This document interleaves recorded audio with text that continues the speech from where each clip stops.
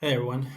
So in this video I'll talk about deep learning computation, which is chapter 5 of the Dive into Deep Learning book.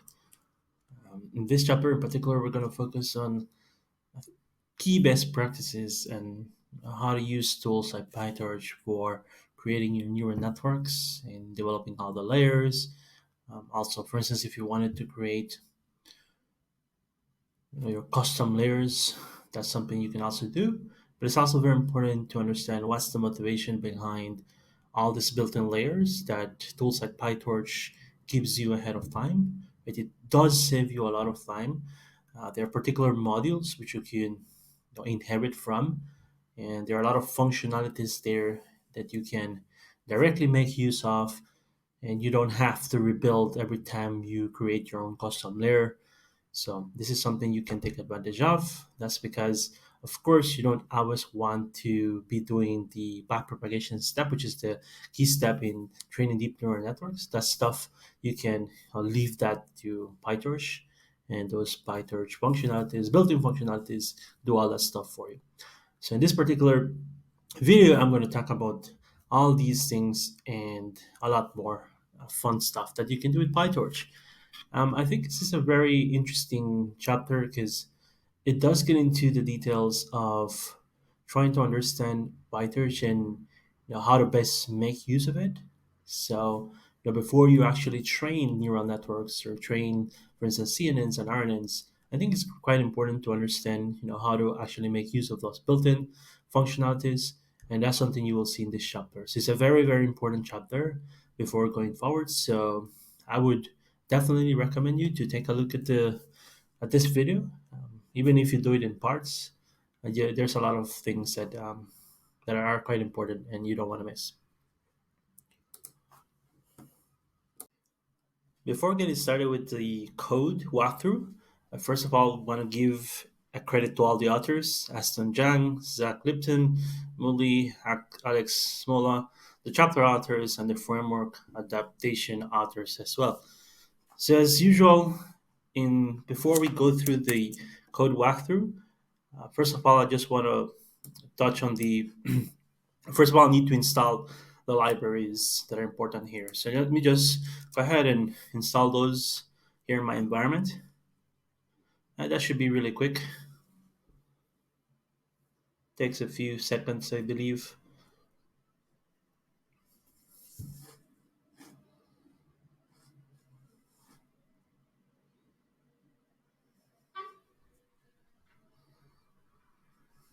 Okay, so those ones are already installed. That's done. And let's start off with layers and blocks. So when you're building neural networks, it's all about layers and blocks. Specifically, when you start to use tools and you're not implementing neural networks from scratch, you will understand and more than likely hear the concept of layers and blocks. Okay, so this is the whole idea of neural networks and how you can compose them and kind of chain operations to be able to train neural networks successfully. Previously, we saw the MLP and architecture. The MLP architecture is quite simple, right? We know we have our input layer, we have our hidden layer, and then we have our output layer, right? So that's a fully connected hidden layer, that's a fully connected output layer. And we're going to use that as an example to understand the idea of blocks and layers and how you can actually compose these using PyTorch. So this figure here is just the example directly from the book showing you what you can do. So the great thing about PyTorch is that it's very modular in its approach to building neural networks. So the first thing you need to do is before you even train a model, you need to create your model, and your model is composed of layers and blocks. And we'll talk about some examples of blocks later on. And the way you achieve that, of course, is by specifying what kind of operations you want to perform in each one of those blocks, right? That's quite important. And the idea with blocks, of course, they can consist of multiple layers, right? So you can even have a block. You can customize it and kind of put the amount of layers that you want. If you want, for instance, maybe three linear layers, that's something you can achieve. And you can do this, of course, recursively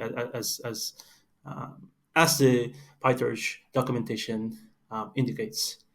So in the example here, we have that we can create a block we can combine those blocks and we can chain them to actually achieve an even more complex model. And this can be easily done once you have established the block that you want to use and or you want to reuse.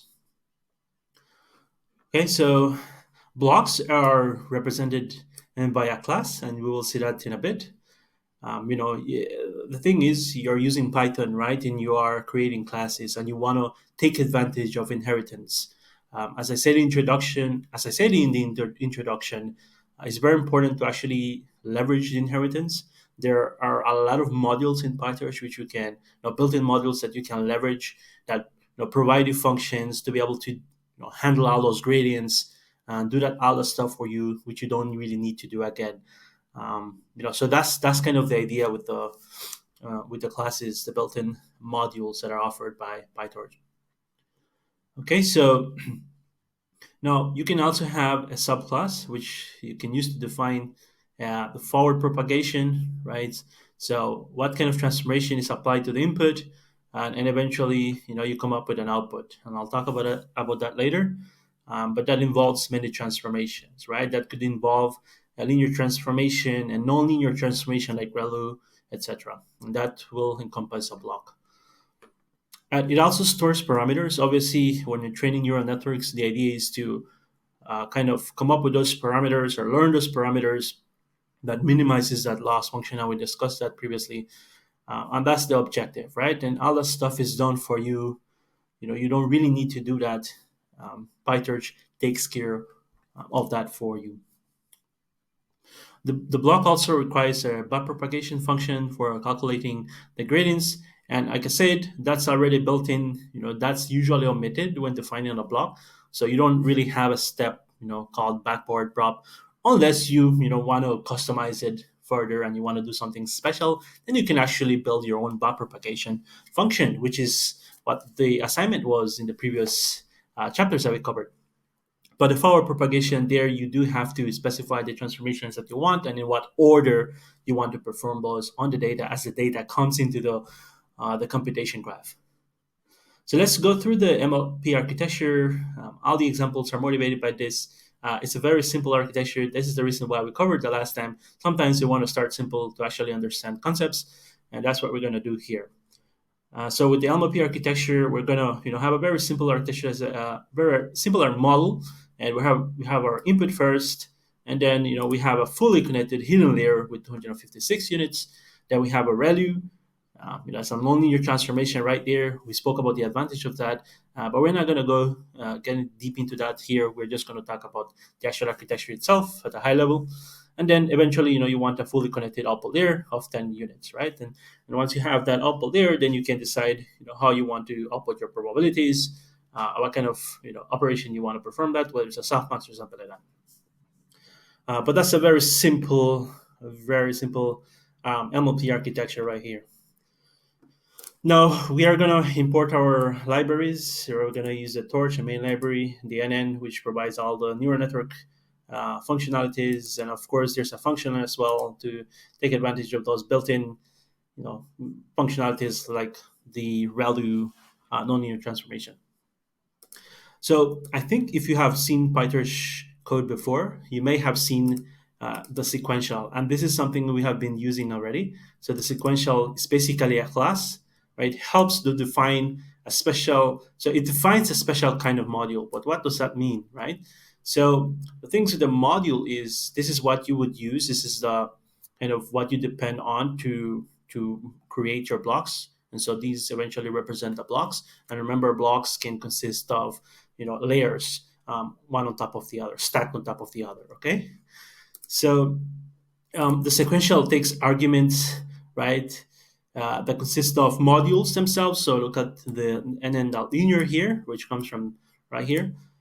The linear is just like a linear layer, right? And that's already a special module there. And we have the nonlinear transformation ReLU. Then again, we have another linear layer here. So we're not going to focus too much on the dimensions here. We just want to cover this at a high level. But these are things that are important when you are specifying your linear layers. And if you really want to know more details about that, go into the documentation, and it's really easy to understand. They give an example and they tell you exactly what kind of parameters are expected in these sort of subclasses here. Right, and you can see that the nn.linear is a subclass of module, so that's inheriting right from the um, there's some inheritance going on there. And the reason for that is that we really need to be able to manage the parameters that are associated with that particular layer. So that stuff is done behind the scenes from PyTorch. So you can almost think of this as, there's a lot of things going on behind the scenes are hidden from you, but and that's for simplicity, right? That's to achieve simplicity. But do expect that there are some ways associated already here, and that stuff you will need to train your neural network. So with this sequential, we have our linear, and then we have our ReLU, and then we have our linear layer again here. And we have some input, and just to make the example very clear here, all you do is just passing the input, and then somehow, right, having this very simple model, somehow PyTorch figures out that it needs to now do a forward propagation. And you could have easily just put non.forward, net.forward. That's actually implicit here. You don't really need to put it. That's already applied for you by default. And once that input is applied, what happens is that the data goes through this chain, right? So it goes through the linear layer first, and then it goes through the ReLU, then it goes to the other linear layer, and that completes the chain of transformations that's applied to your input. So now, without even printing, because we're using this notebook here, you can see what the result was. So this was the output, okay? And that's what you see here. Um, Now, in order for you to actually, one of the things that we will cover here is to build custom blocks. I think that's really good and really good to know and understand. Is most of the time, if you're just copying code from, say, a repository or something that has been created for you already, it's really hard to learn what PyTorch, the capabilities that PyTorch gives you.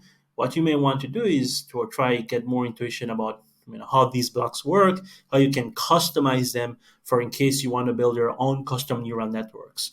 That's something that you have to pay attention to when you are using tools, not only PyTorch, but other deep learning tools as well require this kind of know-how if you want to really, really dive deep into deep learning. So let's get better intuition about that. There are some requirements, of course. You know that there's a point of entry. That's where the data is coming in, right? And then, of course, the other part that's important is you're going to generate some output. We saw that already here in the example, a simple example with using the sequential class. And of course, that's done. There's some forward propagation step right there that performs some transformations. And then, of course, there's calculation of gradients that happens via the backpropagation step. But that's stuff you don't really need to worry about. That happens automatically for you behind the scenes.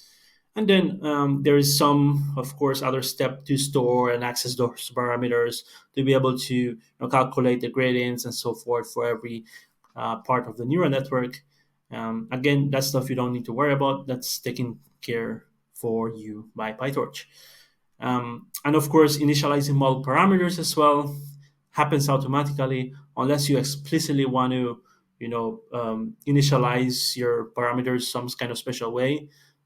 If you don't, then just leave it to PyTorch, and PyTorch takes care of that for you through all those inheritance that I was talking about. So, for instance, here with the linear layer, there are some parameters associated with this, but notice that we didn't really initialize those parameters manually. That's because when you actually define the layer like this, right, PyTorch actually executes some code behind the scenes that already deals takes care of those parameters, define those parameters, and initialize them using the default mechanism for initialization. So if you want to know about that, you have to go to documentation to actually figure out what mechanism is being used for initialization. And later on, we're going to discuss how you can actually customize that step of defining your own type of initialization and how you can do it even per block as well. All right, so the example here is the MLP. That's the one we are using. the NN module, right, is the base class. We're kind of inheriting from that, and we want to inherit it. We want to inherit from that because we want to take advantage of all those functionalities, right, that I mentioned, such as initializing parameters, taking care of that backward step, and also offering us many other types of functions that we can leverage while training our neural networks. All that stuff we don't really need to define ourselves. We just need to take care of the whatever transformations that are happening through the forward propagation, and the order that we want to change those transformations, and also of course what the block is made up of, right? So what are the layers themselves? So this is usually the way, or the typical way, you will see that blocks and people use PyTorch. This is the way you would see it in most examples, and this is the recommended way. So here we have a defined init. Of course, these are more like PyTorch related, Python related stuff, right? So you have a class, you're defining some initialization. Through the initialization, you can actually specify some parameters that you can use. So for instance, if these values here, you don't want to hard code them, you can actually pass them through the init function here. And that's when you define, an instance of this class. So when you define an instance here, you can actually specify, what parameters you want to pass in there. So that's really helpful, right? And of course, as I said, the super that init that takes care of initializing all that other stuff that is being done for you already. So all those functionalities are being instantiated and initialized for you. So you don't really need to worry about that. And again, the reason for that is because you don't um, the advantage is that there's no need for restating boilerplate code applicable for the blocks that you're creating here. So there's a lot of boilerplate code which you would have to do manually, but you don't really need to go through that, right? Like the backward propagation. Why do you need to do that? That's very standard, right? Unless you really want to modify that, but that's standard, and that's something that you don't really need to really care about. And that's done for you. And then the most important thing here, obviously, when you're initializing, you want to specify your layers, and these are just instance variables of the class, right? So we are under a class. You can see here the instance variables, and we kind of represent them with the instance variables. So these layers are represented by those instance variables. So in this case, we have a hidden, and then we have the output. Okay, so you can see how we define them. That's very similar to what we did before, by using the sequential class. Just that in this case, we are creating the block ourselves, and then we can reuse them. We can even reuse them in a sequential class as well. But here we're doing all the neat work. And we are specifying how we want the transformation to happen. So in the forward, this is your point of entry. That's where the input comes in, right? That's the X. And then you see the X here. Then we apply some the hidden layer. And then after that, this is the order. You apply the nonlinear transformation with the value. And then, all of that is passed on to the output. Now, I don't really like this structure. What I would have preferred to do is to maybe take the X, something like this, assign the self-hidden X like that.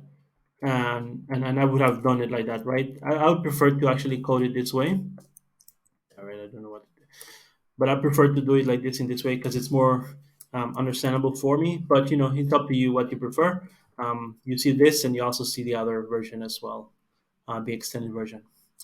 Okay, so that's your block, and what you do now is you basically create an instance of that. It's a class, that's kind of Python stuff here, and then eventually you pass on your input, and notice, right, we get the same behavior as we got here when we actually use a sequential class.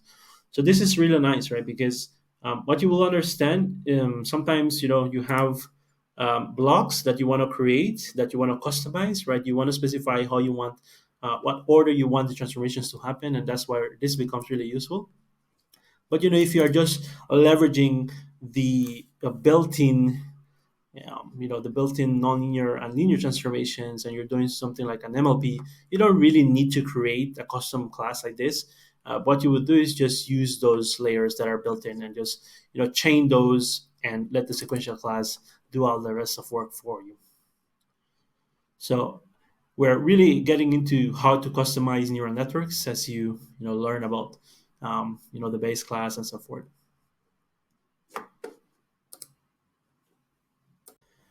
Right. So in the previous section, we actually learned a little bit about the sequential class. We also learned how to create our own block, our own custom block. Think of it as that way. And we got to learn a little bit about what kind of transformations we can specify.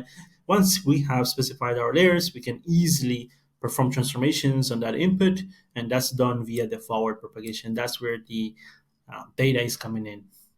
Now we're going to move into the sequential blocks section. So we're going to learn a little bit more about the sequential and how you can actually take advantage of it to build even more complex neural networks and chain more complex operations as well, and transformations that you want to apply as data flows through the neural network. Now remember that the sequential block itself, is useful for basically chaining those other blocks together, right? So if you have specified your own block, so similar to what we did here, we can actually chain that using the sequential, and that's where the sequential becomes really powerful. It's like this overarching kind of functionality that we have where we specify how we want to chain operations and blocks together to achieve what we want with our neural network. So let's talk a little bit about how you can customize or you can build your own custom sequential block. And there are two very important things here to understand. So you want to define a function to append blocks to a list. So basically, you are creating a list of all the blocks, right? The blocks are, for instance, could be something like the relu or the linear. Those are the blocks, and you want to manage that via list because obviously you want to apply these in some order. And the next step is the forward propagation, right? So how data flows through this neural network, right? So that's going to manage the order of the transformations as data flows through these blocks. So let's do that. So here we specify my sequential class. Notice we're inheriting from the nn.module again, right? That's the base class. And we did some initialization here. Of course, that takes care of the boilerplate code that we don't really need, such as the backpropagation and that sort of things. And now we say for block in arguments, right? So what we're doing here is quite simple, actually. Before we actually used the sequential class, but now we have our own custom sequential class, and we're basically telling it that we want to do maybe some extra work on that. And so what we do here is we have kind of like a list of blocks that we're passing in. Notice here we're jumping a little bit ahead, but you notice what we're passing here are just blocks, right? These are just typical blocks, and we're saying that we want to,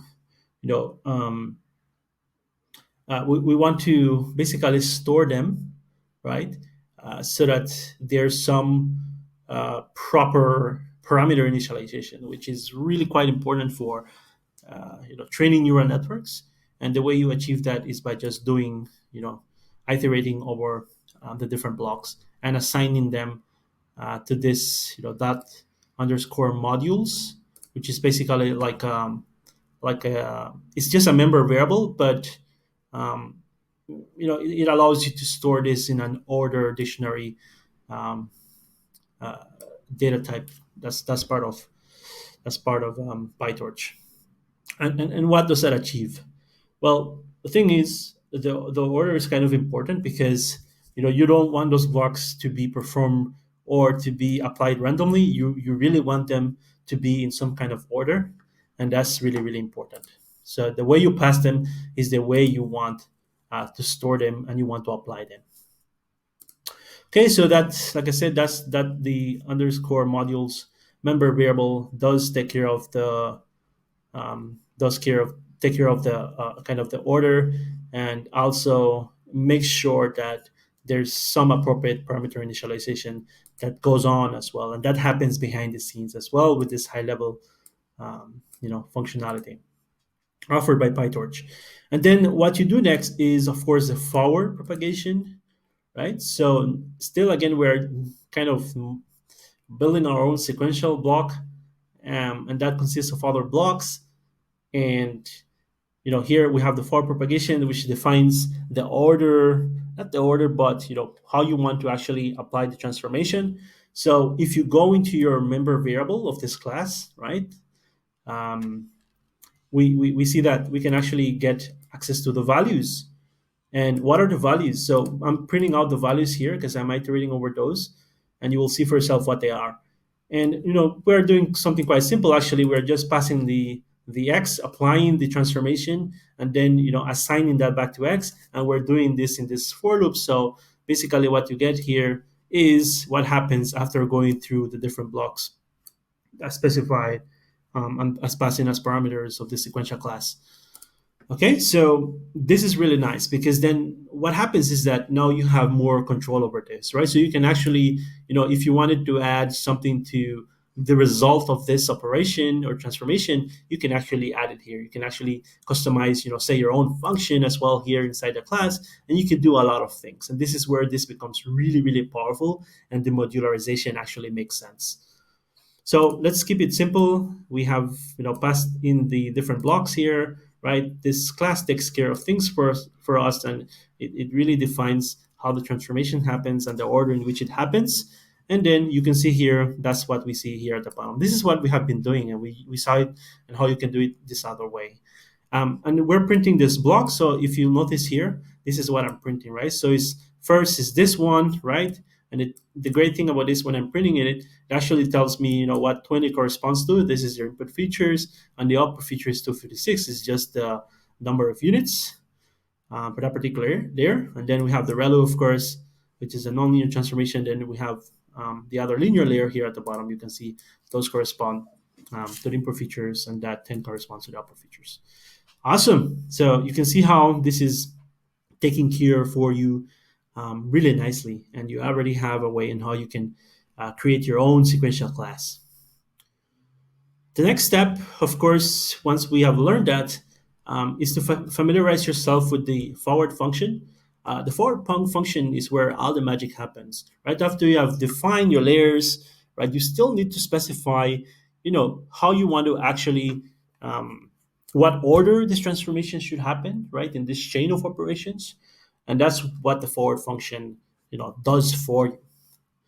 And let's say we have a scenario here where we wanted to customize the blocks further, like say multiplying a constant to the result of a linear transformation. I already kind of hinted it here when I was specifying this my sequential class, but this is what we're going to do here. So if you want to maybe multiply a constant to some operation that you are performing as you transform the data while it travels through the neural network, that's something you can do. You can even actually add control flow, right? That's Python control flow, like your if else or while loop or something like that. And that's something you will see here. That's where it becomes really magical, because you can take advantage of the power of the built-in functions, and also take advantage of how easily customizable this is. So let's do that. So this one is a fixed hidden MLP as another example, a class, right, where we see that we're inheriting from the base class. And we're kind of minimizing the comments that we're putting here, but that's okay. As we move forward, we don't really need to explain all of these things again, but you already kind of have some intuition, right? For instance, like the backpropagation step, that we already know that happens behind the scenes, so we don't really need to repeat that again and again and again. However, in this particular example, we have a particular weight, random weight, and we are using the rand here to just randomize those values that are assigned to weights are just random uh, from some distribution. Okay, and we learned about this previously. And so the thing is, when you do this kind of right, so when you define this kind of weights, that's a constant right there, right? You're not really doing anything special with that. You won't be able to actually, perform, backpropagation through these weights. Like calculating gradients. Typically, this is what we do with the weights, but this is a particular kind of weight, and it's a constant weight. You're not doing anything special with it, and you can see that is the case because we have a requires grad false parameter here. This is what we spoke about previously. And then, of course, we have a linear layer. We know about this already. And now we have our forward function.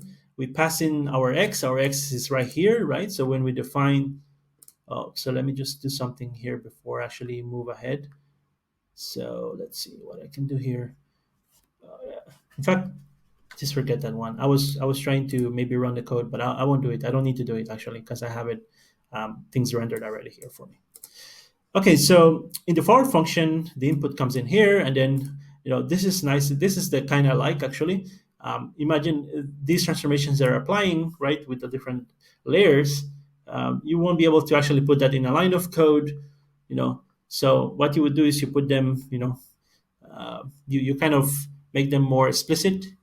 You specify them line by line like this, and that looks more readable, right? So if you want to share code, I think this is the better way to do it. It really simplifies things and it makes things more easier to read. So the first thing is we apply some linear transformation on the input, then we assign it back to x, and then of course we go into our ReLU. So we in this case we're taking advantage of the built-in ReLU implementation, and then of course there's some special transformation that's happening to x, right? The result here, and you can see here that we are doing some matrix multiplication. So we're taking the random weight, that's what we specify here, or what we define. And then we're doing some matrix multiplication, and then we are adding a 1 right there. Um, and and and then of course that's passed further, that's passed into the ReLU nonlinear transformation. And so, the question is, so what happens here? We are actually multiplying this to our x when we have done some transformation already up here. But again, as you said, there's nothing that we need to worry about. This is just some extra calculation that we're running on the results of this linear layer.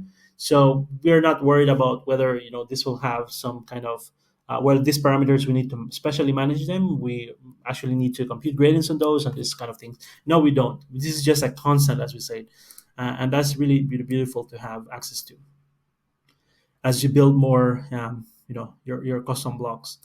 That's going to become really useful. And then obviously the result of that, we are going to pass that to our other linear layer, which is the third one here. And if you want to additionally add some control flow using Python, you can actually do that. So let's say here we want to maybe take the result here x and do some kind of norm, right? The L1 norm. And if the L1 norm of that is more than 1, then we want to do some kind of further computation here on x, right? So kind of divided by 2. If it's not larger than 1, then we just skip all this step. So that's the idea. Okay. Um, so that's great. You return the sum of it, and that's great. So we saw two things. We saw that we can actually add some additional. In this case, we're multiplying, but we can actually add some kind of constant variable, and we can actually add some control flow, and we are further customizing. Again, we're taking advantage of the built-in functionalities, and we are combining them with our own code that we want to apply to the transformations. All right, so at the end, the result is this. So we have an instance class, and then we pass in x. We're still using x from before, and this is the result that you get finally here. Okay, so all the transformations happen, everything looks okay, and we're just returning the sum of x as it goes and transforms that through different layers. So that's awesome. Again, random weights, it's a constant weight, not updated by backpropagation because we explicitly told it that it shouldn't. Another thing we can do is we can also nest the blocks. So imagine we have this interest to nest a couple of blocks. So we can also do that. So let's look at an example of how you would do it. Now I'm going to jump here already here to the example. So notice we're using the sequential class. We're chaining some blocks, right? We have this NSLMLP. I'm going to talk about it right now, but this is a class. This is a block has specified through this class, and then we have, of course, our built-in linear layer, and then we have a fixed hidden MLP, which is the one we have done before. So notice how we are taking advantage of these blocks that we have defined, and we're just chaining them, and that's really really powerful because each one of these blocks, right, could have some kind of custom operation or calculations in them that you want, and you can modularize everything really nicely and then chain them at some point using the sequential class. And that's really really powerful because it gives you that flexibility and customization that you would require when you are trying to maybe implement neural networks that demand some kind of extra calculation on any part of the neural network.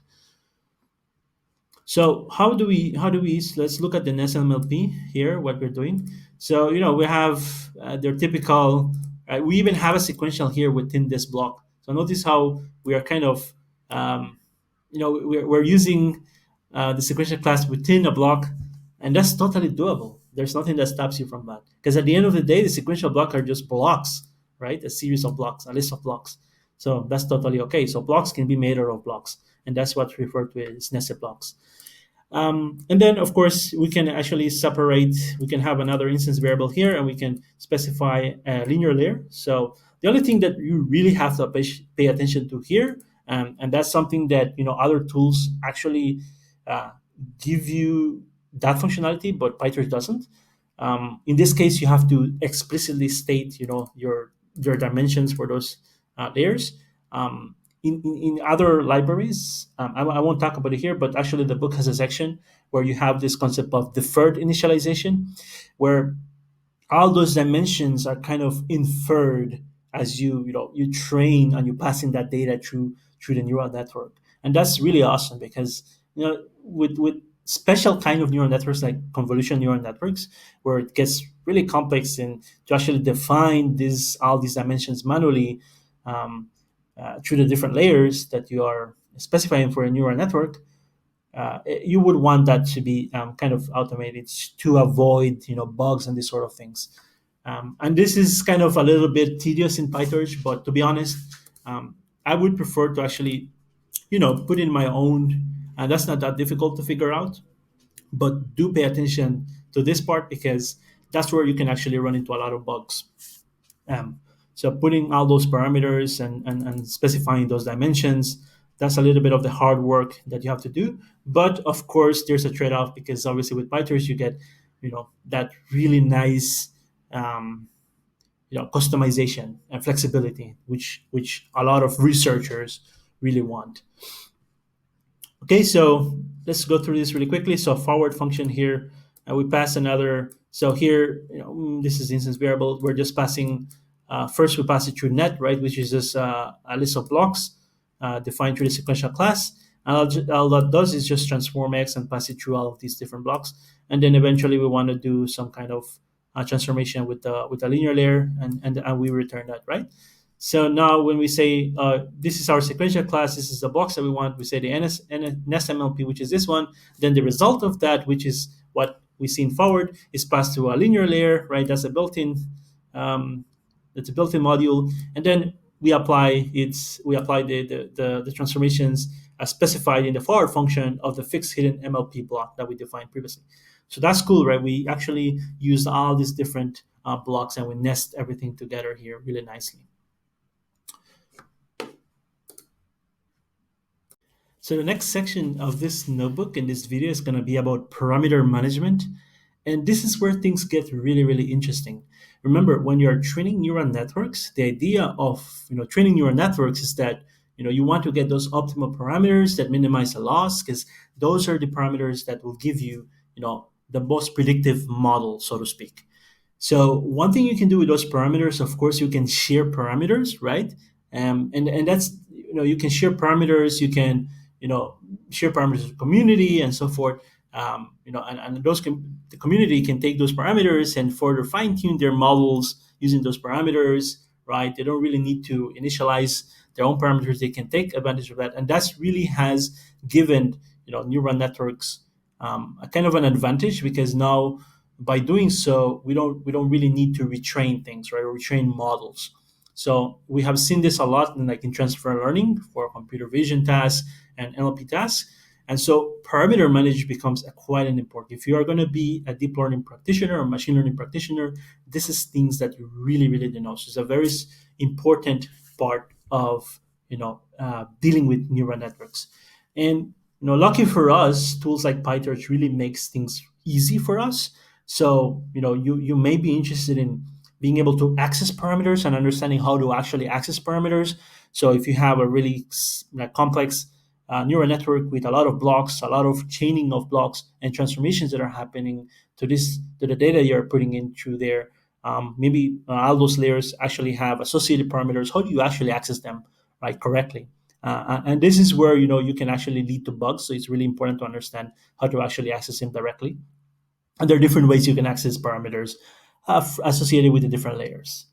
And this is important, of course, if you want to understand better your model. I mean, a lot of people right now are doing more investigation, trying to do some interpretability work or explainability work, where they're trying to understand, what the model is learning, right? So a lot of people say neural networks are a black box, and they're kind of going straight into parameters and trying to understand them, try to debug them, diagnose them, and try to visualize these parameters as well, and try to get a better understanding of what the model is learning. So this is a quite key important concept, not only in research but also as you move things. If you move into the industry or and are kind of training neural networks, it really becomes an important skill to be able to understand what the parameters are, how to access them, how to initialize parameters as well. We learned about that previously, and how to share parameters across model components. So this is a special topic, I believe, and we're going to touch on it later on as we talk more about more advanced topics in deep learning, such as convolutional neural networks. So sharing parameters is a really key concept there, and that really kind of gives you a way. So sharing parameter gives you a way to train more efficient neural networks. So you can actually build more compact neural networks. You don't really need to build parameters for each one of the layers. You can actually share this parameter. But this is a whole different conversation that we're going to have later on, and there's some advantages with that, and it's quite key to understand how you actually share parameters across the different blocks when you are designing your neural network, and that's what we're going to touch on here. So let's start first with the MLP model. That's the motivation we have been using. That's example, the MLP architecture, and we're going to dive a little bit into that and how you can actually access parameters from that. So first, let's just define here, of course, our libraries. Let me just run the code here. It's quite, this shouldn't take too long. And we are defining with the sequential class we're chaining a list of operations here, which comes from the block, the linear, the ReLU, and the linear here. You can see the dimensions, which kind of change them. We actually are creating a very simple model here. And then we pass in, some kind of random inputs, and then we pass it on through the model that we have created with the sequential class. And we can see here the output.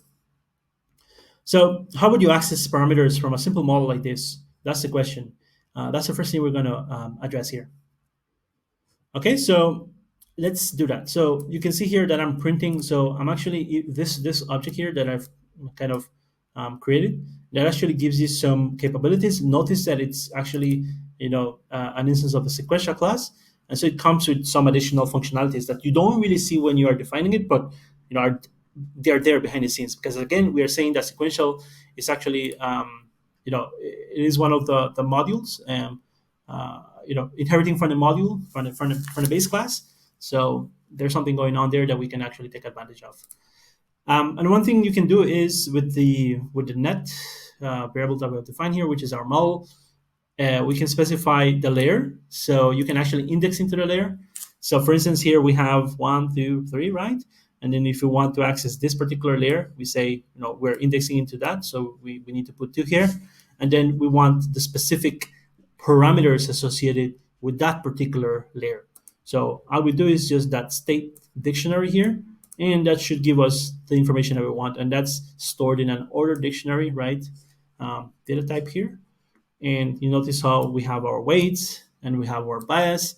And so those are the associated parameters with that particular layer. That's cool, right? Because we see that the dimension actually makes sense too. So this is 1 by 8. And then, of course, our bias is just that one element. And you could try for other layers as well. So if you want the ones associated with this one, so we say, that's index 0, and we obtain that, and we can see here that we have the associated weights and associated bias components as well. That's one way to access, but there are many other ways to access this as well, and we're going to touch on that. And notice that when you actually use a state dictionary here, right, we're going to touch on this again later on, because when you're actually storing models, this is what you're interested to store.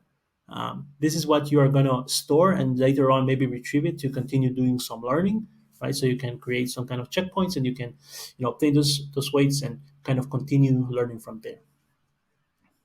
So that will become really important. Okay, and well, parameters are represented using an instance of the parameter class, and you're able to access parameters from the instance. So what does that mean? So let's take a look at the bottom here. So let's say we run this bit of code. Notice that when we are accessing it, right, by indexing into that variable, which contains a model, we can just go directly and set that bias. And what is that? Well, you can see here that that is a class, right? Instance of the parameter class, and you can see that that's the parameter that the parameter class that we're interested in, right? And you can use that to directly get access those components. So for instance, if you want the one for bias, and we're looking at this one in particular, so you can see here that this is one way to do it, right, using the state.tick method, but you can actually directly access it by doing this, right? So that bias, and we said that's a instance of the parameter class, and you can directly obtain those values. So you can see here that for the third layer, because that's index 2, we're getting the bias, and that's what's returned here. And you can further say that data, right, to actually just get the value. You don't really need all that unnecessary information there, and you're getting that value here. Right, so that's what you're doing here. This is another way to access those parameters directly. Notice we haven't done any backpropagation yet, right? And that's totally fine. I mean, we can actually test that. So if we look at the model, and we index into the particular layer, and we check the weight, and when the weight has some gradients associated with it, and if we actually do some, we check whether they are initialized or not. This is one way you can do it. Just use the equality here, and you can see that it's true, right? So if there were some values here, this will give you a false. So far they're not initialized. So that's totally okay. Remember, we haven't done the dot backwards, and the dot backward actually takes care of the backpropagation step, as we have been talking about so far. And that's something that you do during training. When you're training, you do the forward, and then eventually you do the backward, and the backward. That's something that you call explicitly while you're training, right, in your training loop, and that takes care of calculating the gradients and so forth. So when you have defined everything in the sequential class, everything is kind of like prepared for you. All the different variables are there for you, but those things need to be filled, and those are filled when you are in your training loop, and you call that backward function. We're not going to talk about that one here. We kind of discussed it previously, but I think you should be able to make the connection, and you can even try further adding some code to actually achieve it here if you want to get some practice. Okay, so we can access all the parameters in all the layers versus just the first layer or something like that. So how do we do it? So the first example just shows you how you can actually, you notice we're using list comprehension here. That's a Python thing. We're getting the name parameters. That's another method that we can use to actually get the parameters, and they actually come with some name. So since we want in the first line here, we want the first layer, we can see that this has the parameters associated with the first layer. So we have the weight and we have the bias here, and that's cool. That's what we expect. But you only get the dimensions, right? You don't get the actual weights values like we have seen before. But we'll talk about how you can actually get that later. Let's say we wanted for all. So we wanted all the parameters for the entire network. So here we are not interested in a particular layer, but we want the entire thing. So we don't really need to do any indexing, and that achieves what we want. So we want parameters in all the layers. So here we can see that there's some naming convention that's being used. So for the first layer, there's a zero.weight, zero.bias. That's the one associated with the first layer. And then we get also the one associated with what is the third block here. Uh, let's see. That's the third block, right? So this one doesn't have any, weights, because obviously that doesn't, um, that doesn't have, you don't really need to have that there. So that's totally okay. And that's why you don't really see it here. Okay, so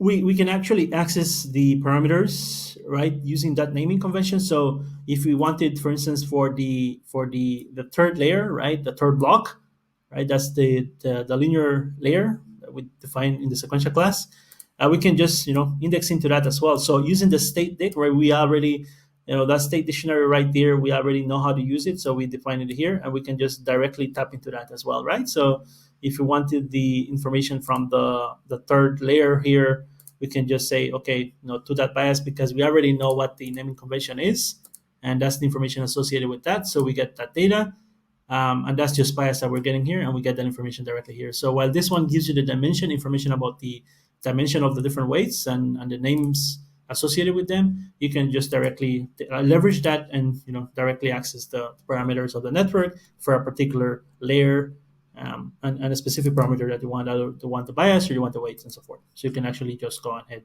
and get that and paste it here if you want, and you can actually check the weights. So okay, let us try that here. So let me just use as an example. So first of all, let me just run to see if this works. It works, so we can actually take that and actually get the weights. So that should be working. Okay. So that's another way to access the parameter. So all of these ways, it's always good to leverage the functionalities that the tool itself gives you, because that's how, like I said before, that's always going to be the most efficient way to do things. But you could have design your own thing as well, and we're going to learn how we can do this ourselves and specify the naming that we want and these sort of things. Okay, next what we want is so let's say we had nested blocks, and we discussed nested block, a very simple example, but let's say we had nested blocks. How do we actually access those parameters and collect those parameters for nested blocks? So let's look at an example. And I really like this example because the nesting makes things a little bit tricky, but actually they're not so difficult to understand. So let's define a block one first. Block one is just a sequential class. It's just a list of blocks, right? Those are like the built-in layers. Nothing too special about it. And then we have block two, and block two says, okay, we have kind of a sequential class here. We want to put some blocks here, but those blocks that we are going to have in block two are going to be made up of blocks in block one. So notice it right here. So for each one, of course, we're gonna use four. So we're gonna specify four, and we're gonna take those four, and then we're gonna use these blocks, and we're gonna add them. So these ones are gonna be repeated 4 times, right? So we're gonna have 4 blocks, that consist of these additional 4 blocks. So we're gonna see how that looks in a bit. But notice we're using this that add underscore module method to actually achieve it, and we're just using this variable here, which is just the block we're specifying here. So it's a block made up of blocks, which is the nested blocks, and then we return that. And then when we're actually defining our final model, we say, and then the sequential, we're leveraging the class again, and then we are chaining the blocks, right? So we have block 2, and block 2 is made up of these different blocks from block 1, as we saw, right? So that's the nested blocks. And then in addition to that, we can just put in whatever we want to chain here. The only thing we have to pay attention to, of course, is the dimensions. And that's where the things become really tedious. But that's the work you have to put in, and that's the kind of the trade-off here. But again, this is really nice that you can actually leverage this and just create these really sophisticated series of transformations that you apply to a particular input.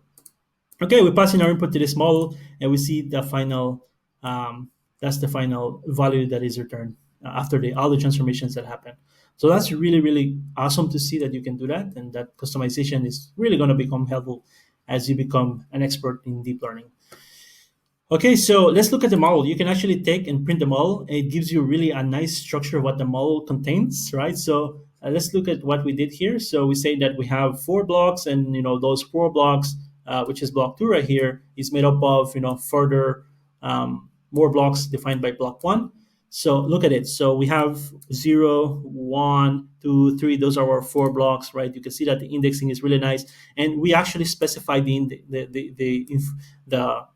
how we want to name those particular blocks. So that's really nice, right? We're using our own convention, and we can leverage that to later on say access some parameters from a specific block in this nested block. So that becomes really important and how you name it.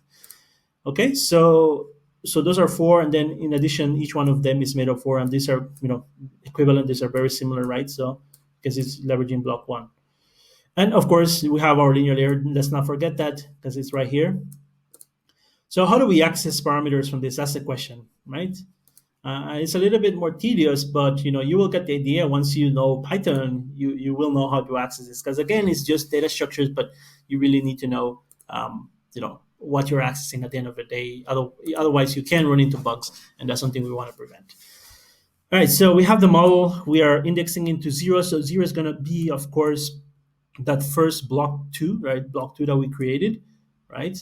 And then we are going to access one, which is block one, which refers to this one. And then we want information from the first layer, which is this right here, this linear layer right here. So we're going to get information from this particular linear layer. And maybe we want the bias. So we say that we can just use that bias, that data, and that gives us the bias term, the bias components for that particular layer. So try to experiment with this. This is really nice and it's really good to understand it. That's why those examples are really nice and fun because you can play around with them pretty easily using these code blocks. And you can see here I'm running the code and that's what you get. So again, to repeat, you're accessing the first major block, which is from block two. And within it, the second sub block, which is block one here. And within that, the bias of the first layer. This is the first layer, right? So this one right here. Now let's move on to another topic. So those are ways on how you can access, and if you have more complex neural networks made up of more difficult chaining of blocks, you can always access it somewhere or the other. But you just have to pay attention to how you define those blocks.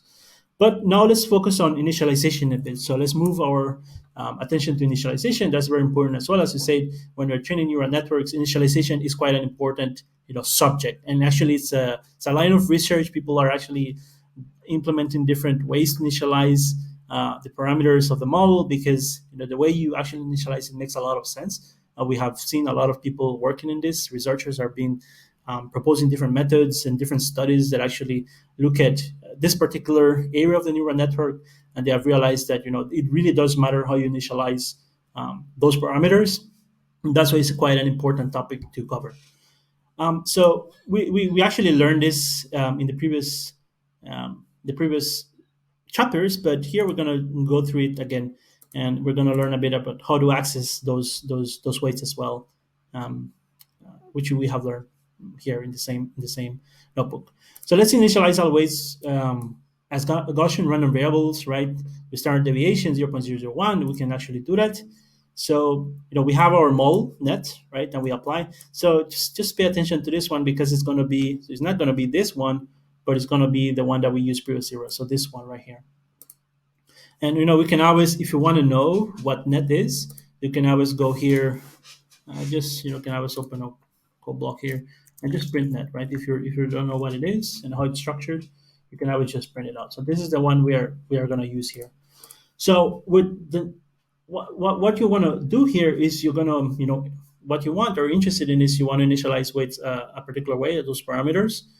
In particular, what we're going to do is initialize the weights using the Gaussian random variables with standard deviation 0.01, initialize the bias with 0, right? That's typical. So that's what we did here.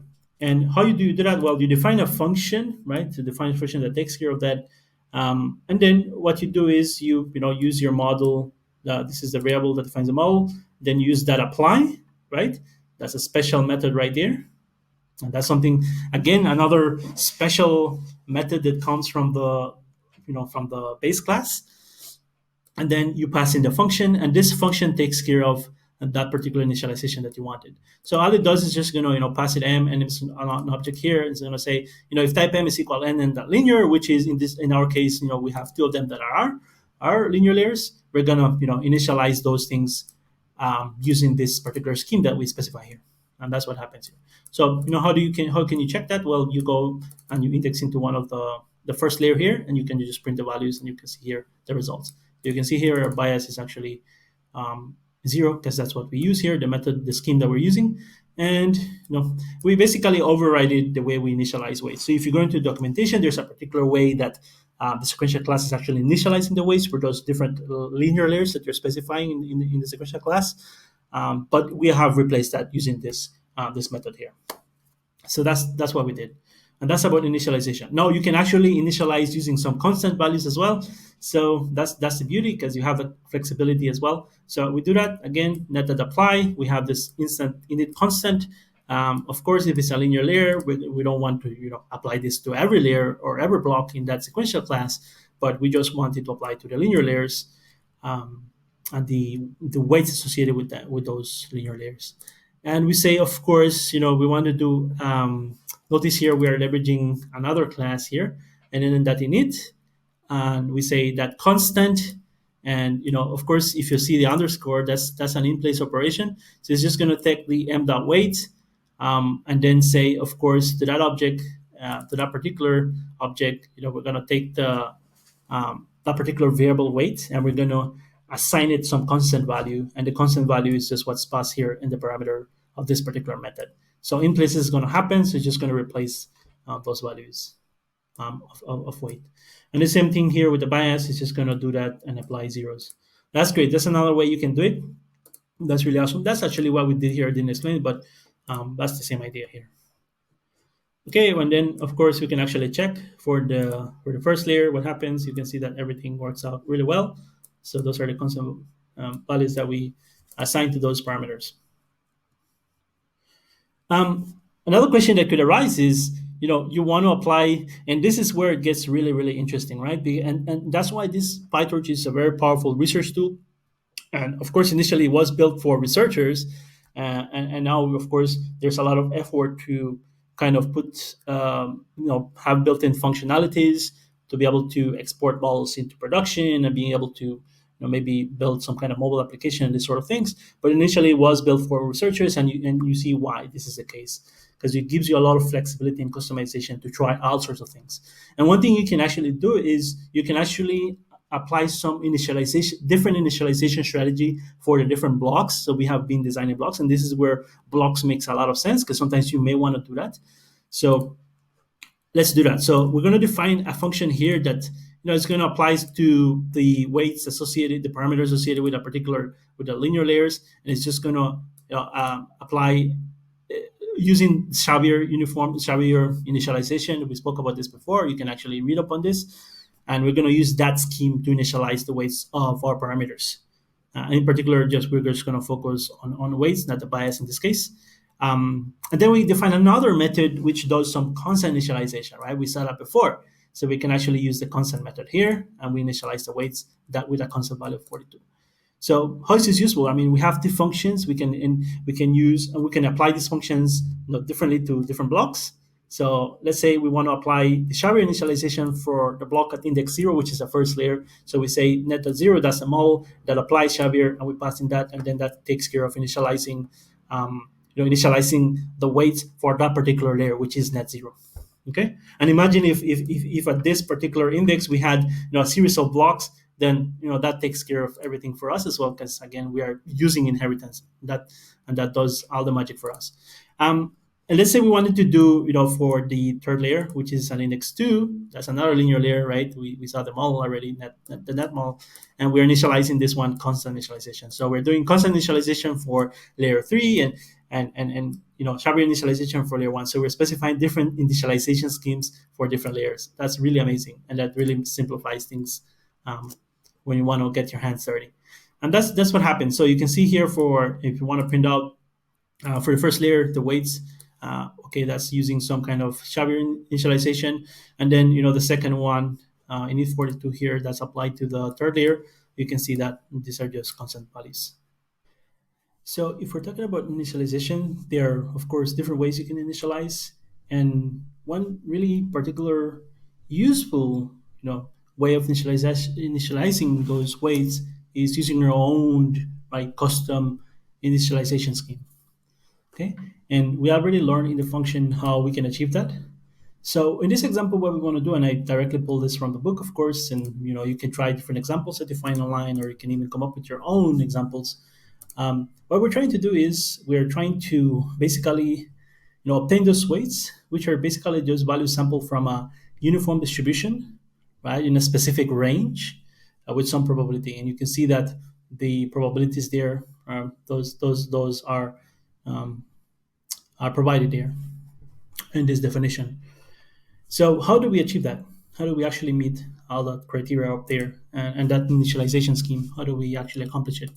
Well, we can make use of the uniform underscore, which is the method. We can actually use that to, assign those values for those weights, right? And we specify the range, right? Minus 10 to a 10, minus 10 to 10, I mean. So we have minus 10 to 10. And, once we have those, values sample from the uniform distribution assigned to those weights, then what we can do is to actually, meet that criteria that we have with the probabilities over there. Anything that is above 5, of course, the absolute value of the weights, if they go beyond 5, we keep those, right? And anything that falls short to that, will be assigned a 0, right? We saw a very similar scheme when we were working with the dropout. Remember the dropout transformation that we were applying to some input? That's a very similar thing that we're doing here. So those two lines of code actually achieve the criteria that we have here with this particular initialization scheme. And the same thing applies. We can just go ahead and take our mul, apply. We have this myinit function with the initialization scheme, and then once we run that, you will see the results here. So you can see that, of course, since this is from a uniform distribution, we have a couple of, now we keep the values that are beyond 6, and again, we keep the original value, but because we have performed some absolute transformation of those values, you will see that we still have like -6, even though this seems to be, less than 5. In reality, we use the absolute value of it, which is 6. That's why we keep it. Those values that don't meet that condition, of course, we use a 0 in their place. You can see how it's kind of distributed. Okay, so and I provide, obviously, if you want to play around with that, you want to get really creative with that, what you can do is you can actually try it with NumPy. So that's something that I regularly do when I have these sort of functions. When I'm reviewing code, I want to reproduce something or re-implement something, and I see something funny like this in PyTorch, say in an implementation of a paper. What I typically do, and you can try that as you learn. You can try, the NumPy version of it. You can implement it really easily, right? So that's what I did down here. So take a look at it and tell me, let me know if that helps. But this is basically the same as we are doing up here, but just using NumPy. So hopefully the code is correct here, and you can actually try it on your own. But you can see that so values are actually 0 here, and it's respecting the uniform distribution that we are actually leveraging to follow the scheme. All right, so that will be it for this, for the setting the parameters using some special scheme.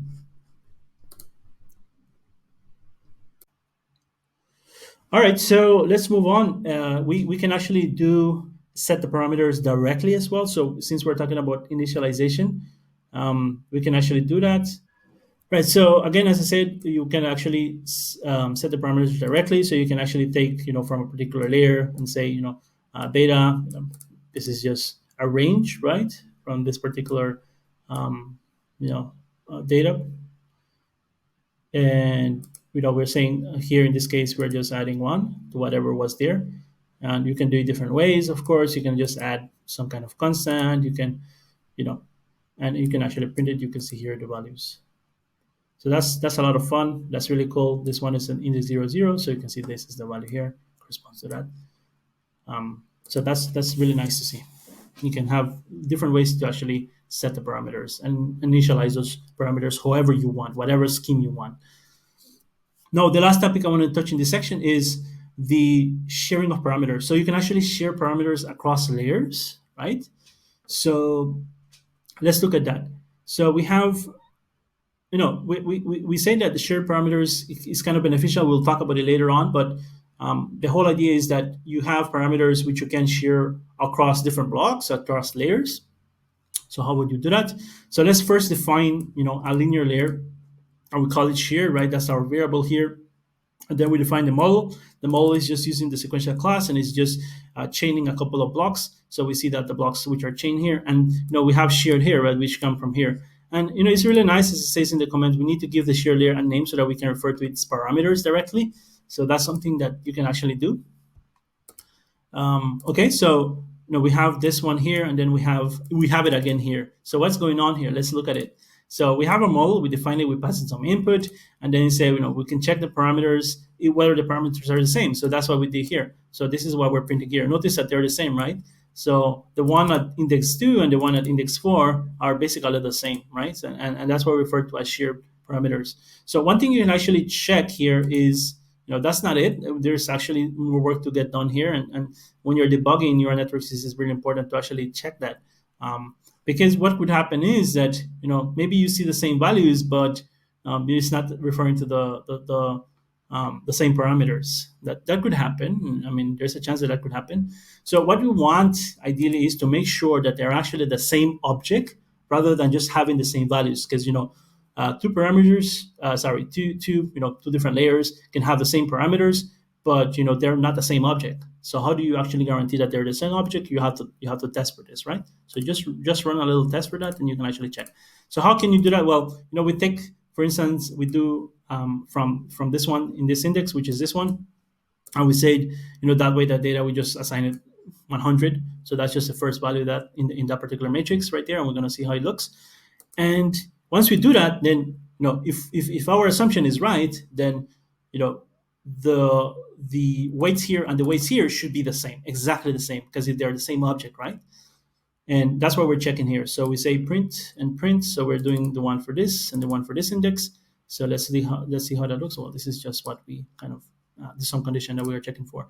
But this is what we're interested in. So you can see here that this value 1, that's what 100. That's what we assign here, and it's exactly the same object, right? So we did the assignment here, and changes on one actually affects changes on the other, and that's basically what the shared parameter concept is all about. Okay, so you can just go ahead and do another conditional here to check whether that's the case. So a little while back, we actually discussed how to set up our sequential using the sequential class. We can set up a chain of transformations using the different blocks. We can specify our own custom blocks. We can specify built-in blocks, like the linear layers and non-linear transformations such as ReLU and so forth. And you just chain that with the sequential class. One thing that's really useful, as we saw just a little while ago with the initialization, right? When we don't have the built-in initialization that we want, then we can actually customize it, and PyTorch gives you the functionality to do that. So you can specify your own, initialization scheme.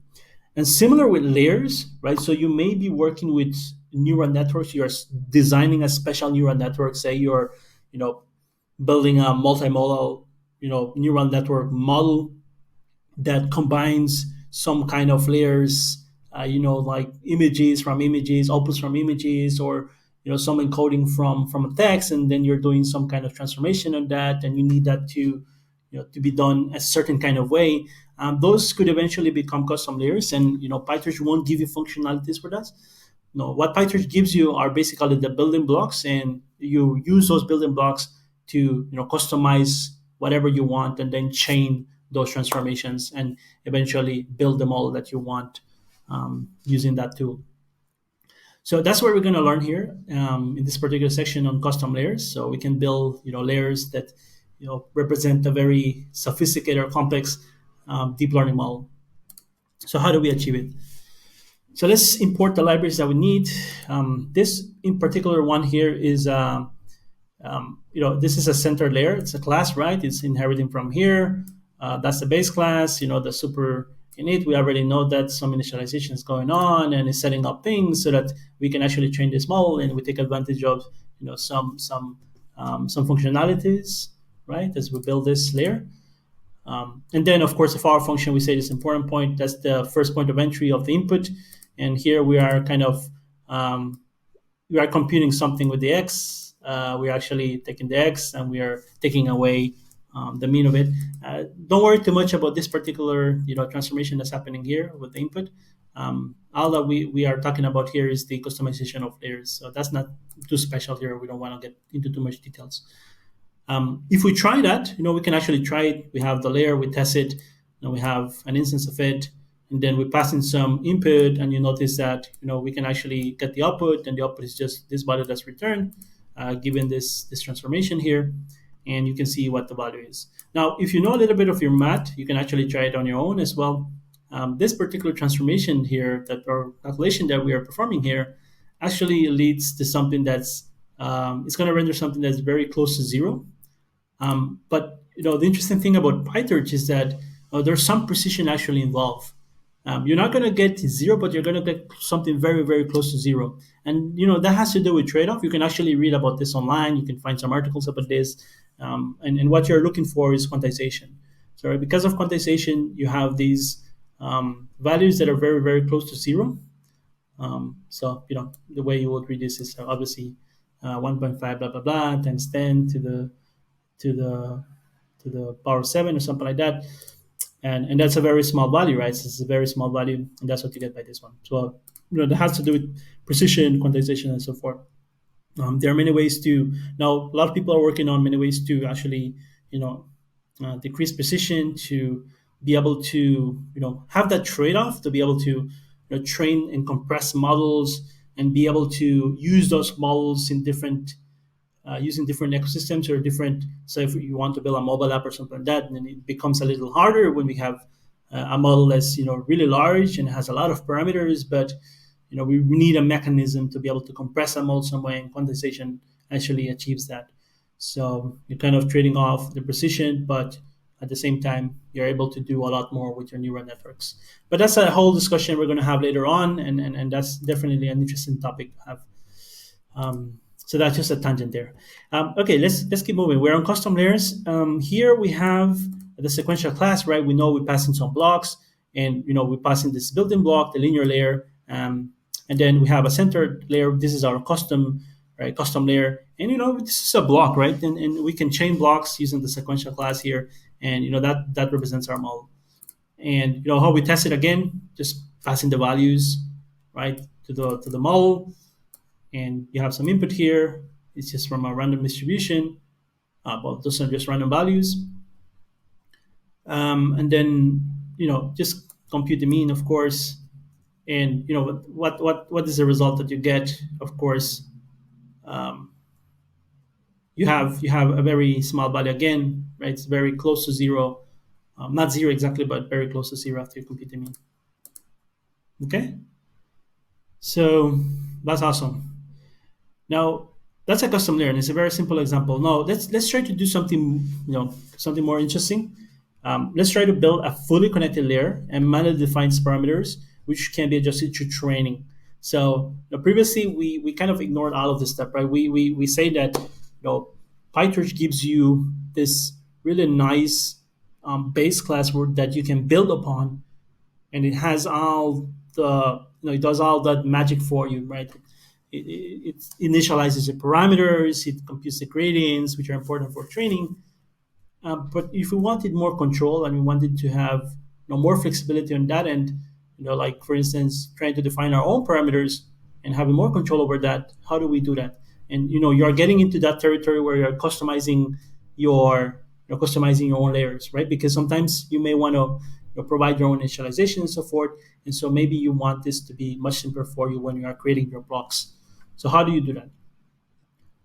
So you take, of course, a class here again, my linear, right, base class, super init, whatever.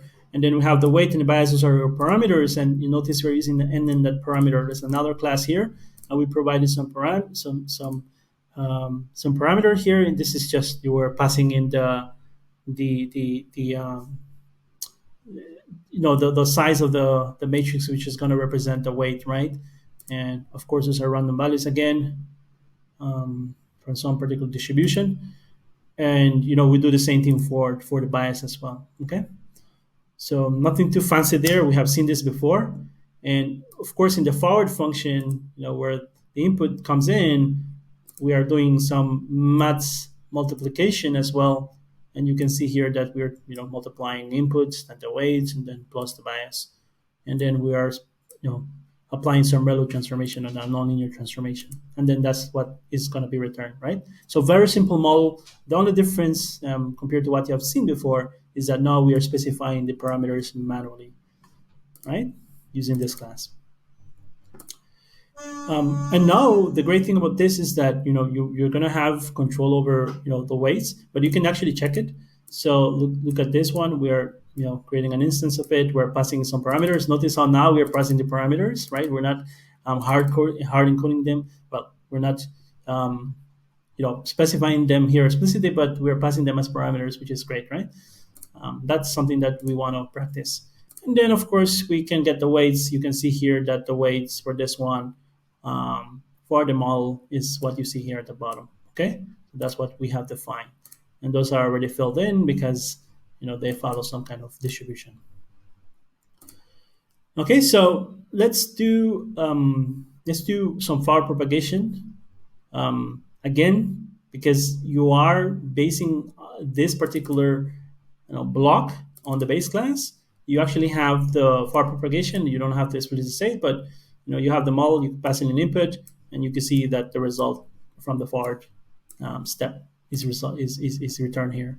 Right, so you don't really need to do that forward explicitly using this custom layer. Okay, so what you can do additionally is you can combine it. So you can combine those custom layers or blocks, custom blocks, whatever you want to call them, and you can pass it to your sequential class. You chain those blocks or layers, and that's what you see here, right? So we have different instances of it. So you see we are using linear, but we are specifying different instances, right? These different things that have their own weights and their own parameters. So we can definitely pass that and create our own model. And this is what I was saying, right? So if you have a neural network that it's not so conventional and it does something really different from what you see most people do, you can definitely experiment with those things very easily with PyTorch. And again, this is just the output. Okay, so moving on, and we're now going to focus on a different section of this particular chapter. So we're deep learning computation. One thing that's quite important, as you said, initialization, the weight initialization, creating your custom layers as well, but focusing on the parameters, right? So the parameters are quite important. Parameter management, as we said, accessing the parameters, being able to share parameters in the model, and the next question is, right? So once we access them, maybe we want to store them as well, right? How do we do that? And that's where we start to talk about file I/O. So let's talk about that, and let's go through some examples. So first of all, let's try to load and save tensors. Again, just the normal libraries here. And we can actually store a tensor. So we take a tensor. I mean, at the end of the day, parameters are just tensors, right? If you're dealing with PyTorch, everything is tensor.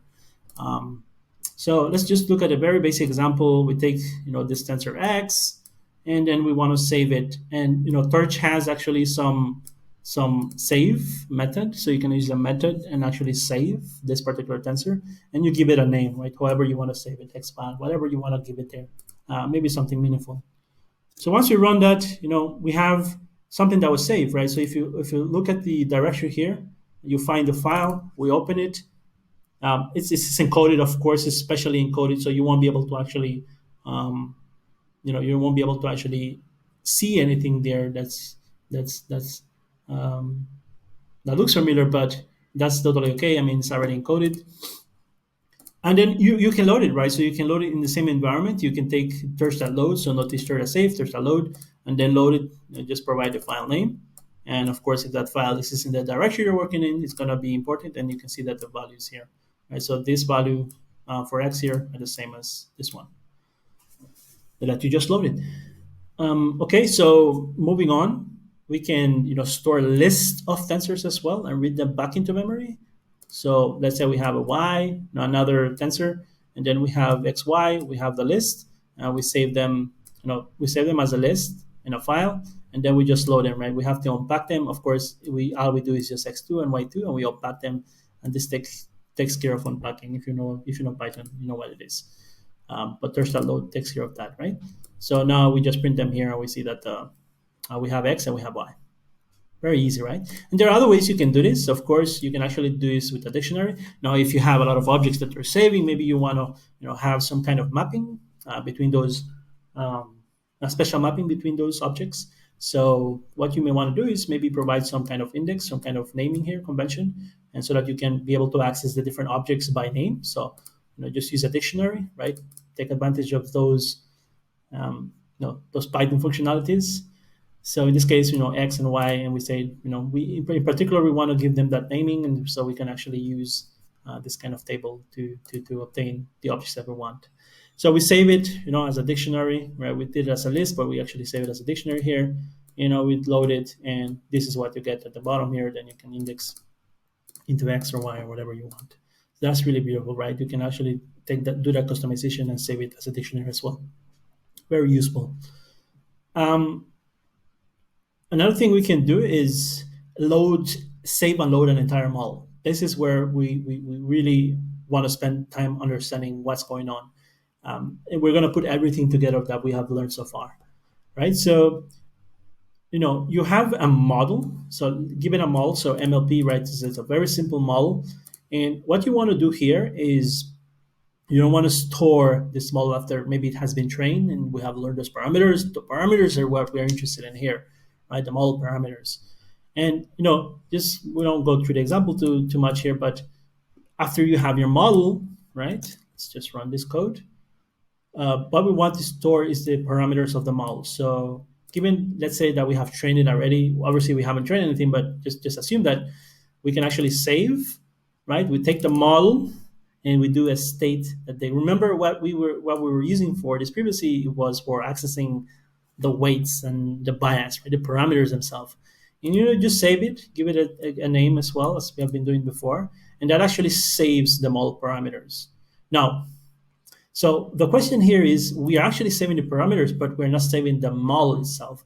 And actually, with PyTorch, it's not possible to save the network itself because it can contain arbitrary code. I mean, again, this is a trade-off thing because you can actually go in here and maybe have a constant there. You have some kind of for loop right there, and you have all these different special kind of codes and transformation on this particular class.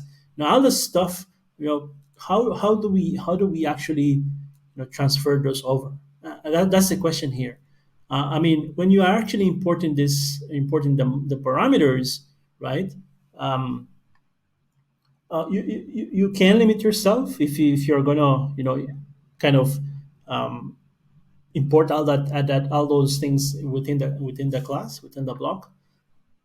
Because obviously, let's say we start in another environment, then when we try to load our modes, there's some special function there that's part of another code and it's part of another code, and we cannot find it, and we have a lot of bugs, and so there's a lot of limitations with that. So I think the direction here was actually okay. It's pretty simple. We just want the parameters, and next what we need to provide is maybe we maybe need to provide the actual model itself if we are working on another environment. But I think that's we can actually do that. That's not going to be an issue. And this is where we start to think about how we are designing these layers and pay attention to those things, because those things can lead to bugs pretty easily, especially as you're moving things around. All right, so okay, so once we store the parameters, we have them there, and we can just recover it. So we can actually just create an instance of the model itself. And imagine if you were working in another environment, right? You really need to you really need to assuming this was another notebook or something like that. If you just do this, then it will complain. I don't see a class MLP. Where is that? So you actually need to copy over this code here, and that's the only way you'll be able to actually create an instance of it. But because we're in the same environment, we don't really need to do that. All we did here was just create a clone, right, of the original MLP model. And this is our recovery. We do the load state dig here. That's the method, and then we just pass in we load the parameters that we have saved using this naming here. And we can do like clone data file, which is gonna return back what the model is. So the model is quite simple, right? There's a hidden layer and there's an output layer right here. And that's what you see. Right. So very important to understand, like why this was the case. And in reality, what you want is just the parameters. I mean, the model is something different. You want to separate those two things. But you have to pay the price to get some benefit. And you can read more about it in documentation. I mean, there's extensive documentation about that and explains to you, the reasons. And even in the book, is slightly mentioned as well. Um, but yeah, that's something you maybe want to pay attention to. So again, the whole idea was to just serialize the parameters, store the parameters. It's much more difficult to actually serialize if there was some arbitrary code here, as I said, and we don't want to go through all that trouble. So all we're doing is just storing the parameters. We generate the model, and in this case, since we're in the same environment, we can just create a clone. But if we are working in a different environment, we kind of need to generate a model, and we do our business. Okay, so we can actually do a check here. I'm not going to go through this code, but you can check it yourself and just check whether the model output is the same as if both the model output the same result. So we're dealing with two models, one that we have loaded and one that we are currently working in the environment, and it should be the same, right? Because I mean, this is the one that we stored, and we haven't done anything special with the parameters. All right, so let's keep moving on, and we're going to talk about GPUs now. Right. So with GPUs, you can check the GPU. I think most of you, if you have, run a notebook or some kind of tutorial, to check for GPU, just go through this command here, and this should give you more or less, the size of the, I don't know how much memory a certain GPU has that gives you access to. So once you have that, you kind of have an understanding. I mean, we're using Google Colab, which gives you free access to a GPU, but it's quite limited. But you can do a lot of things with it already, and we're going to go through some of the things that you can do with GPUs. So we can train neural networks with GPUs. That's obviously what we're going to start to use as we move forward, as we start to work with more sophisticated models like CNNs and RNNs that require a lot more computation than your typical MLP architectures. So that's where it's very important to learn this. Now, it's quite simple actually with PyTorch. With PyTorch, we have this concept of devices, right? We can actually we can see what the devices are. So we just use this kind of torch a device, a CPU. It gives you what the device is. And in this case, here's checking for. We don't have two GPUs. We have access to one GPUs. Even if we actually say something like that, I mean, it's the first GPU. But even if we say something like this, try to access the second GPU, it gives us a number, but there's nothing there. I don't know if that's a bug or something, but I think someone mentioned it in the chapter of the book. Ideally this should return some error, but I'm not too aware of what's going on there. But we have access to one GPU, and that's what we're interested in. Now, obviously, here the authors actually provide the authors of the book provide some special functions that you can use to check if there's a GPU. If there's a GPU, we use it. If not, we kind of use a CPU. So that's what these two functions are for. You can actually even count the available GPUs, and we can see that we have access to one, right? And for those of you that don't know the way you access GPU and enable GPU in Google Colab, you go to runtime, right? Change runtime type, and here you can select, right? So typically by default it's none, but you can select GPU or TPU. Maybe the TPU is something we're going to discuss about later on as well, but we are using the GPU here. Okay, so all you have to do is just enable that, and you're able to leverage the GPU that's available for you in the environment here. Okay, so these two functions, like again, it just checks, if there are some CPU, if there's if a GPU, we access the GPU, and we use a GPU. If not, we revert back to CPU. And it's here is just, if we have many GPUs, we can try to obtain all those, check for all those GPUs. In this case, we only have one, so that's what's returned here. All right, so let's do something. So let's have a tensor here assigned to X variable, and we check in what device. By default, it's always going to be stored in the CPU, right? Um, so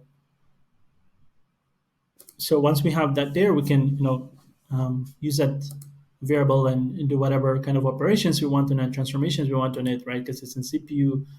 Um, that's a device, but so if we really want to, assign this to a GPU, assign these tensors to GPU, there's actually a way to do that. So, with the function try GPU, which is defined up here, just take a look at that. What it does, quite simple.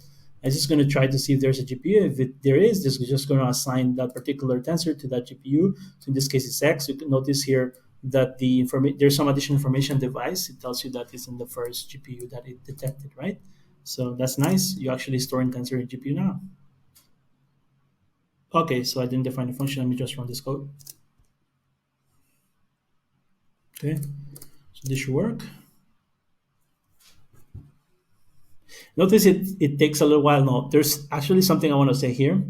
As soon as you start to move data around, right, and then the book mentioned this as well, you start to you start to go into some territory where you start to think about, whether this actually could be a bottleneck at some point. As you're moving data around, as I said, when you move data around, right, there's actually some operation that needs to finish before the environment actually becomes more available to you. So these things could actually become bottlenecks. So pay really close attention to this. I noticed just now when I was loading this into GPU, it took like a couple of seconds, right, as compared to this one, and that's really a small tensor that we're working with. So think about that for a little while before you start to use GPUs. That's something you have to be able to manage and master.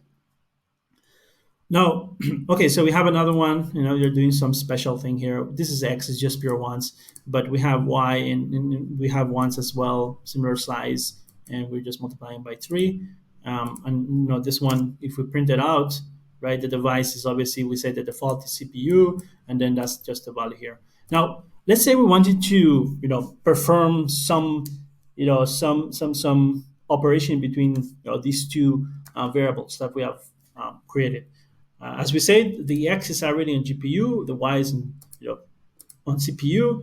So when we do the operation here, like we're just kind of adding, right? This is going to be done on if both of them were on CPU by default, it was going to be on CPU. But because one of them is going to be performed on GPU, and one of them is is going to be performed on CPU, then there's no way to actually complete this transformation, whatever you are doing here, because they're both on different. They're going to be performed on different devices, and this is what you see here. That's PyTorch is already complaining. Now expected all tensors to be on the same device, but found at least two devices, CUDA and CPU. So these two variables are living in different environments, and it is not possible to actually do anything with these two. So what you would do, the solution for this is you want to copy two, right?